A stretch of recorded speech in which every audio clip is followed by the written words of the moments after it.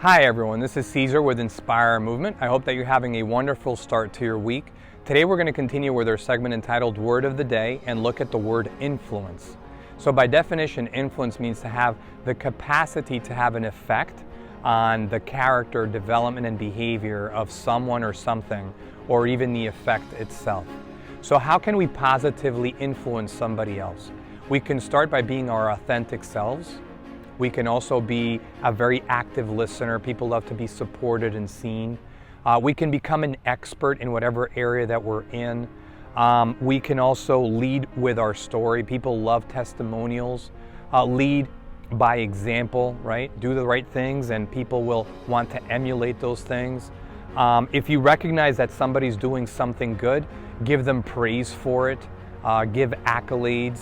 Try to stay within your lane of expertise at all times and be of influence from there, again, being authentic to your true self. It's also important to note that we should try to value positive peer influences. And the reason is that those influences, those good influences, will have a positive attitude towards our personal growth and development, which is key. They will motivate us, they will encourage us, ultimately make us better today than we were yesterday. I think it's really important to note also that typically the folks that we surround ourselves with says a lot about ourselves. That company says a lot about ourselves. Thus goes the saying, birds of a feather flock together.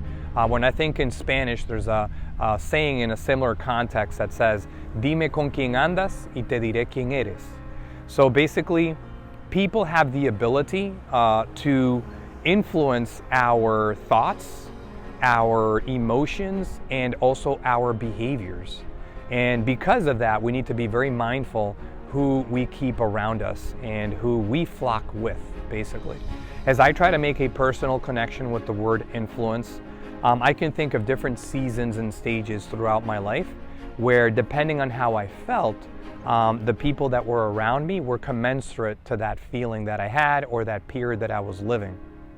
When I felt kind of hopeless and maybe a little bit lost, more than likely the people that surrounded me were going through similar seasons in their lives and probably also feeling a moment of maybe being lost or a kind of, not in the right frame of mind, so to speak. So knowing that, again, it's really important that we try to model, depending on how we're feeling, people that we want to feel like or be like or act like.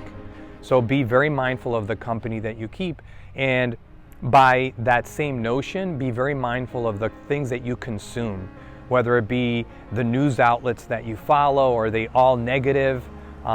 Maybe you want to change that if that's the case. The social media followings and influencers that you yourself follow, are they positive? Are they engendering something positive in your life? Are they vested in your personal growth? Are they looking for the best version of you at all costs? Because if they're not, and they're not going to be conducive to that, then maybe you should change the people that you follow on your social media profiles. So that's just something to consider. The music that you listen to, the things that you read, books that you read, are they, again, kind of in that framework of arriving at the best version of you? Because if they're not, then maybe you need to change that.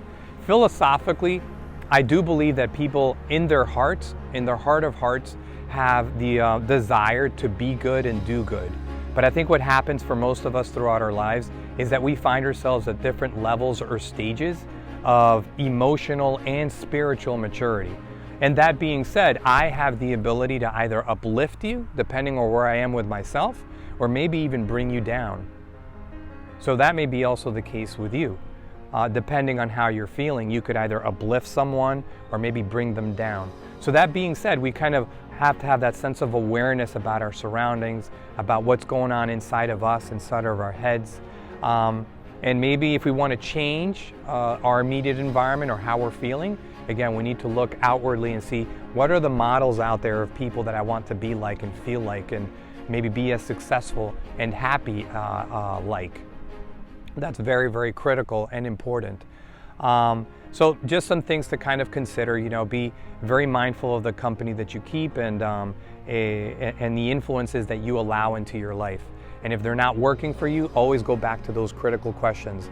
Is this person, or is this a news outlet, or is this type of music or this book going to arrive at my best self?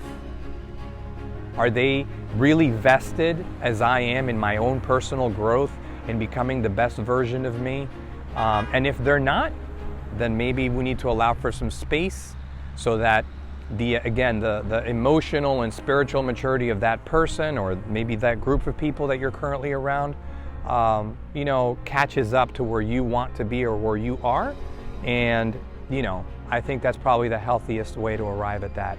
I hope that you find some of these reflections useful. Again, these are things that we do from the heart. If there are any words or maybe topics of conversation that you want us to consider, we have different outlets, as you're probably aware now if you've been following us for a little while, whether it be our YouTube channel series, the podcast that we just started, Real Talk with Caesar. It's on Spotify.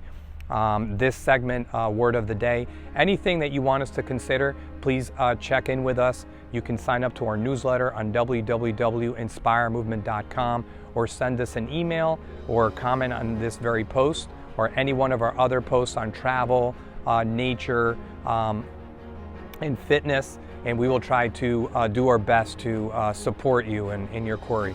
Thank you so much for your support and patronage. It's always an honor and a privilege, and I hope you have a blessed, beautiful week. Thank you.